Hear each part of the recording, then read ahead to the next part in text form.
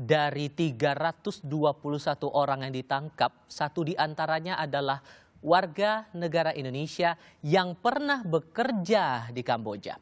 Ia diduga punya peran sebagai customer service atau operator judi daring. Saya masih berdiskusi dengan seorang pendakwah yang punya masa lalu sebagai bandar judi daring di Thailand, Dennis Lim. Ko Dennis, dari pernyataan polisi tadi, dia sudah punya pengalaman di industri yang sama, beda negara, kemudian ditarik ke Indonesia dengan peran sebagai operator judi daring. Untuk mengoperasikan itu, secara SDM-nya memang orang yang pernah punya pengalaman di negara lain, kemudian ditarik ke Indonesia, atau bisa saja orang yang belum pernah punya pengalaman sama sekali, bisa ikut terjun di industri ini? Tergantung kebutuhan. Kalau untuk CS, admin, ya bahkan izin ya, anak yang nggak lulus SMP aja, lulusan SD aja, bisa diajarin. Karena kan tugasnya CS itu kan dia cuma komunikasi dengan live chat. Tinggal terbiasa untuk ngetik cepet, balas-balasin chat, ajarin cara buka mutasi rekening di internet banking. Begitu ngelihat ada deposit masuk, isikan di saldo, isikan sebagai kredit di akun yang si pemainnya itu deposit. Itu kan siapa aja bisa diajarin kan. Kecuali kalau misalkan kita pengen perlu orang untuk ya edit webnya, ya berarti harus punya kemampuan programming. Tapi ya itu dia. Masalahnya judi zaman sekarang juga udah bisa maklon. Kayak orang bikin parfum atau orang bikin skincare. Saya punya duit nih, tolong bikinin dong web judinya, warnanya kayak gini, nama web judinya ini, di dalamnya ada game permainan ini aja. Selesai, jadi, terima beres. Kita tinggal bayar orang tadi untuk jadi CS adminnya. Untuk buka ini jadi ngajarin gak ya? Tapi sebetulnya tidak ada spesifikasi khusus buat mencari SDM untuk terlibat di situ? Kalau untuk CS admin nggak ada, asal dia mau, nggak peduli halal haram aja. Iya, kalau dia mau dan bisa diajarin, ya. Dan kenapa istilahnya banyak orang Indonesia yang waktu di Kamboja, Thailand ya? Karena mungkin ya punten ya di Indonesia dia misalkan kalau mau kerja, sedangkan dia lulusan SMP mau digaji berapa sih? Sedangkan di sana minimal di zaman kami gaji paling kecil 3,5 juta rupiah, bersih, tiket ditanggung, makanan ditanggung, tempat nginep ditanggung, tempat entah diberikan asramanya atau apartemennya.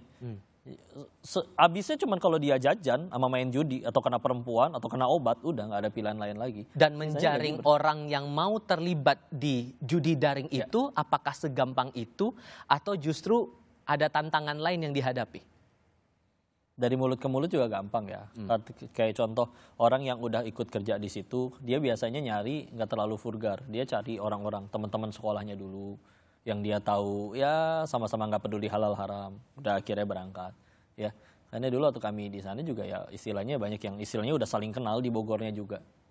Walaupun waktu di sana kebanyakan orang ya memang orang Medan ya kebanyakan ya, tapi yang dari Jawa Barat juga ada sebagian, tapi saling kenal. Sekarang istilahnya buat nyari untuk lebih, mereka perlu orang lebih banyak ya, pasang iklan di media sosial, ngiming-ngimingin gaji besar, kerja di luar negeri ya.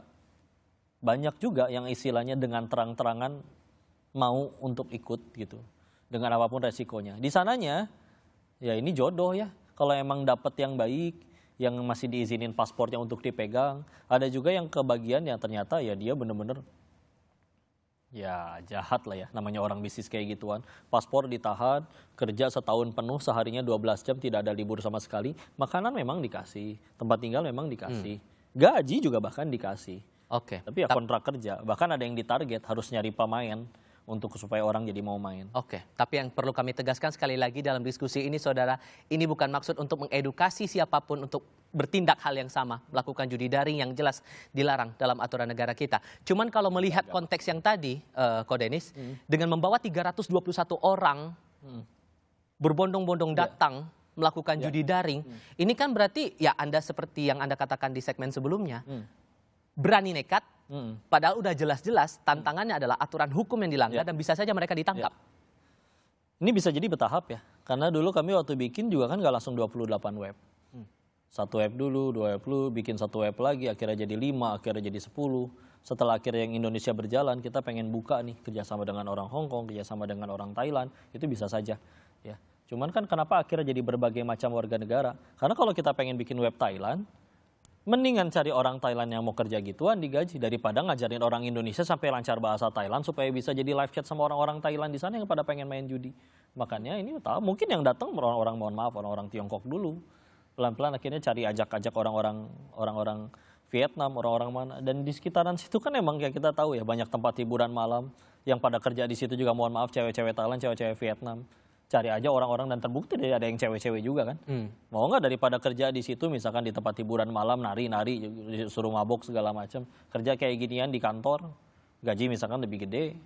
Jadi masih bisa dicari untuk tanpa open recruitment yang benar-benar terlalu vulgar, lewat jalur kayak begitu mulut ke mulut juga masih bisa. Dan pengusutan ini kalau sudah sampai sebanyak itu yang ditangkap, bagi polisi harusnya udah nggak jadi tantangan lagi dong mencari bandar ya setelah menangkap sebanyak itu orang ya.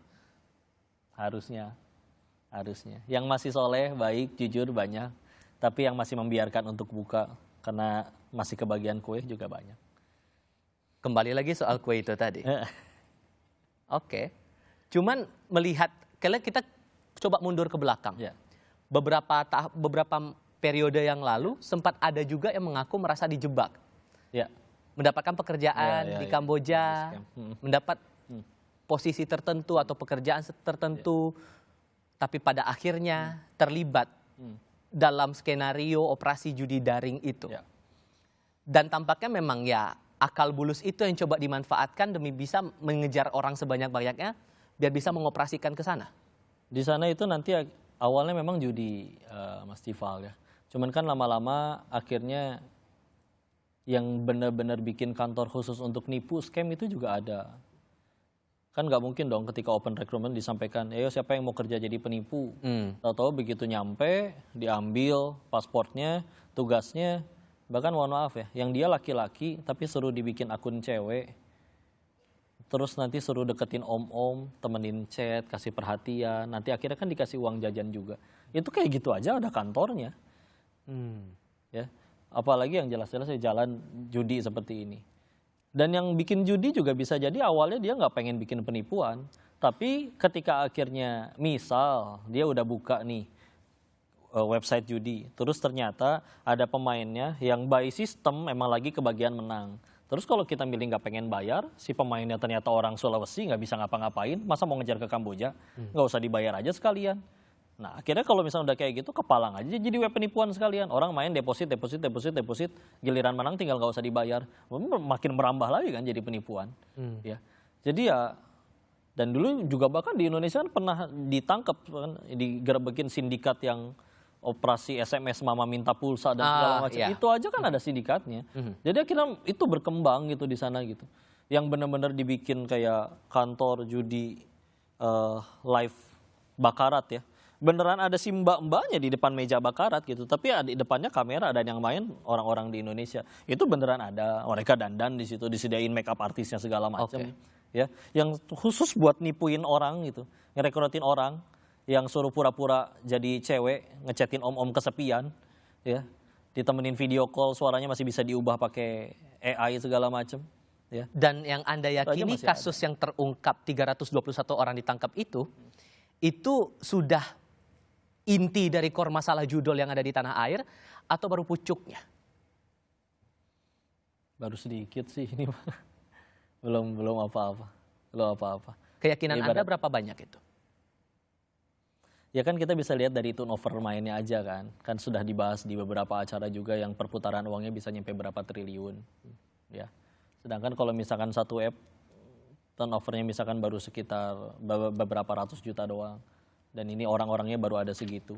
Ya gambaran sederhananya dulu waktu perbatasan Thailand sama Kamboja di Poi Pet itu aja di tahun 2015 ada sekitar 4 ribuan orang Indonesia. Ini baru 321. Dan itu belum seberapa menurut Anda? Belum seberapa. Dan juga kalau misalnya pengen ditelaah yang di Kamboja aja gitu kan.